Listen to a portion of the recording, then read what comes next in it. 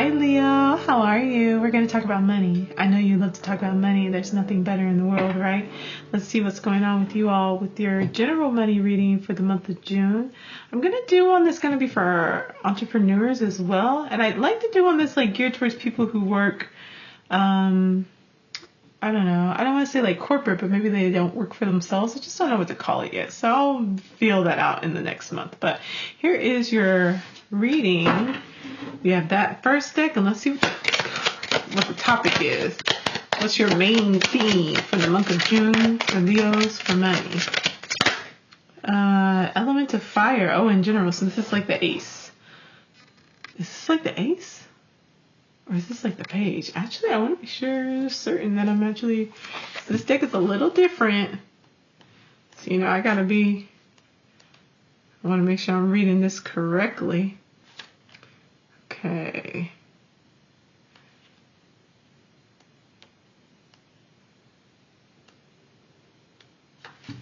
Is that it? Yeah, okay, it's the page. All right. It's saying there's some fire coming up and you are being awoken, which makes a lot of sense. I mean, come on, Leos. That's literally your sign. So that creative energy is there. Look at this salamander with all these candles. It's literally saying that you have a lot of opportunities available to you. You have a lot of ideas and things you're interested in, projects you like to work on, like you just feel alive and awake and excited. But let's see how you use this energy. Oh, we got the devil right out the gate. You got to look at your attachments. This came up in the couples reading just now. That was like, what's going on here? Maybe a little indulgences. Maybe you're just trying to have a good time. Ace of chalices. Okay, yeah, there's definitely something going on with your emotions and your attachments and how that is impacting your finances. So it might be something where you start a new relationship, or your feelings are renewed in a relationship, or you're starting to feel really good about yourself. And so you're like, okay, I'm going to go out and I'm going to indulge a little bit. Maybe I'll spend a little bit more. Maybe I'll splurge a little bit over here. Maybe it's time for me. Maybe you fall back in love with a skill that you've developed.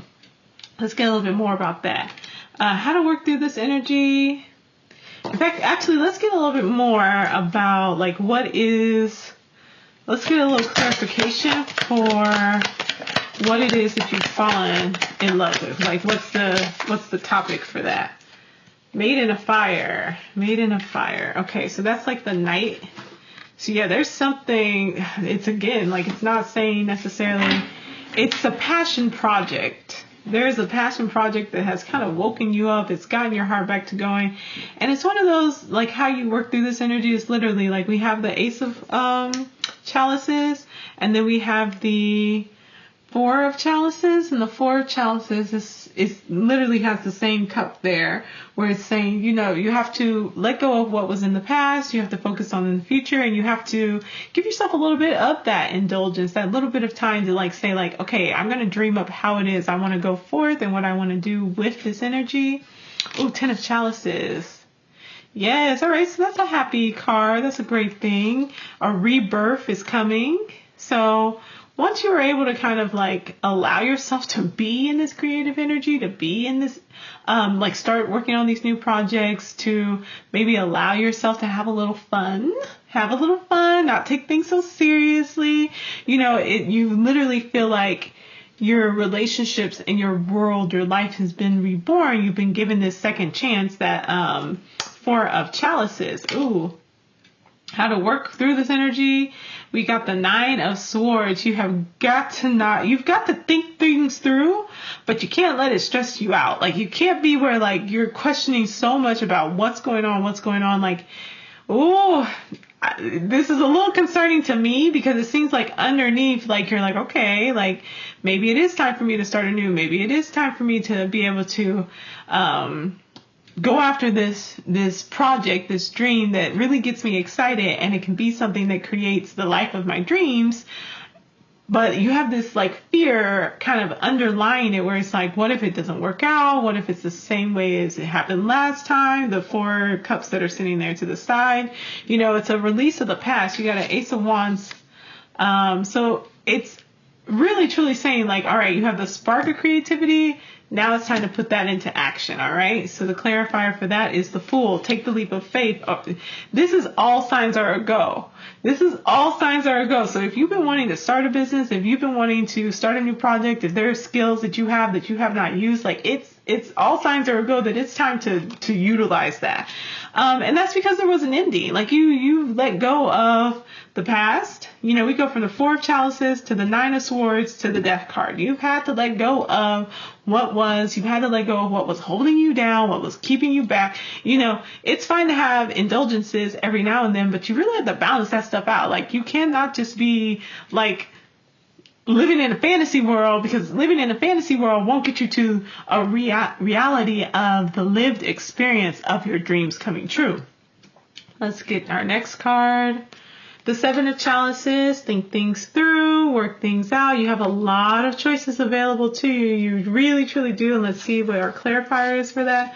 The Ten of Pentacles. That legacy, I'm not surprised all this legacy came up, because in the last reading, I could feel that like underneath that whole couples conversation, there was something about legacy and like, what are you building that will last a long time? And so Ten of Chalices, Ten of Pentacles, they're receiving cards. They're all about legacy. They're all about long-term, what's going to last, what's not going to just fall apart like in 5 seconds. And you're really looking at like, all right, how do I maintain this? You know I'm starting over something new. I know I have a lot of options. I'm very excited about it, but I really want to make sure that I'm making choices that will set me up for success in the future. And it's leaving you with that choice. Like you're really contemplating pretty hard about like, which direction do you go in? And let's see if we get something about, I want to clarify for it. Well, that happened fast. Maven, 11, shadow and light. I think you're trying to make a choice between like, it seems like you're trying to make a choice between whether, like, which direction do you go with? Which path do you follow? And I think that's leaning more towards, can you integrate your shadow with your light? Can you integrate and find a way to turn your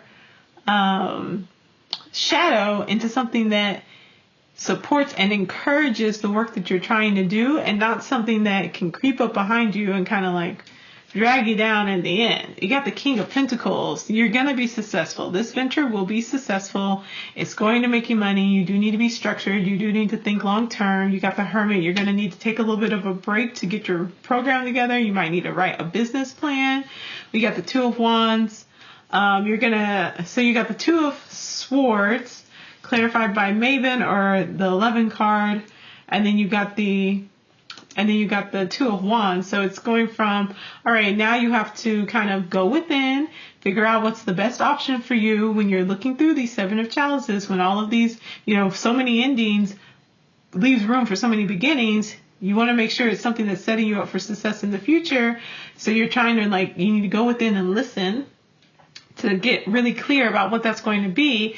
And when that happens, you're going to see that success start to kind of roll in with that when you follow the choice that's uniting your light and your dark, that's not alienating one side from the other, that's saying that like, well, this is the practical choice and this is the choice that's, that's going to be the most fun. It's like, how can I combine this? How do I make this something that truly is strong and that allows me to be myself and allows me to combine all of these things? And you're going to need to go within. Like, you have a lot of going within, kind of quieting down towards the end of the month. Like, be successful, you'll be set, but you got to go within, and you're going to have to look again at what those choices are really trying to say to you, because you got a Two of Wands, which is like the world's in your hand. You're creating a portal for success. Let's get a clarifier for the Two of Wands. Ooh. You got the Nine of Air. It's again like a Nine of Swords again, Nine of Air. It's really one of those, like, you are overthinking a lot. You've got a lot of stress going on here. Like, it's kind of still carrying forth that stressful thought of like, oh my goodness, what am I doing? What am I doing?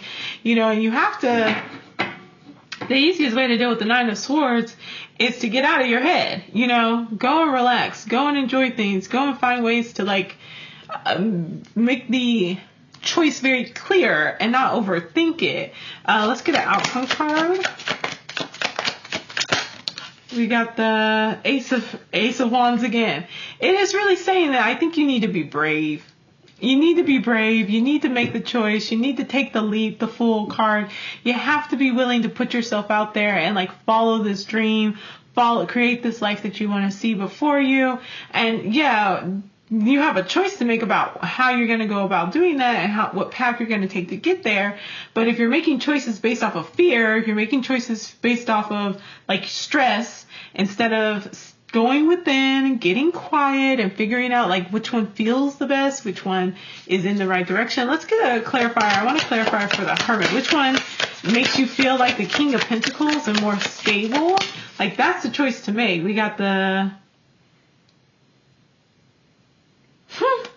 We surely did. We got the Hermit again. I was like, this cannot be the same one, but it's 2 decks, so yeah, it can be. You literally got the Hermit again. Go within, get quiet, spend some time to yourself. You will not be as social at the end of the month, so you'll start off the beginning of June, you know, like, this is great. I'm feeling very excited, being out there in the world, maybe even feeling renewed about life, feeling so excited about this project, this route that you're taking. But by the end of the month, you need to go and spend some time by yourself, spend some time getting really clear and going within, studying, researching, creating a lot of stability within yourself so that can be reflected externally in the world around you. So, all right, that's your money reading for June, Leos. Good luck.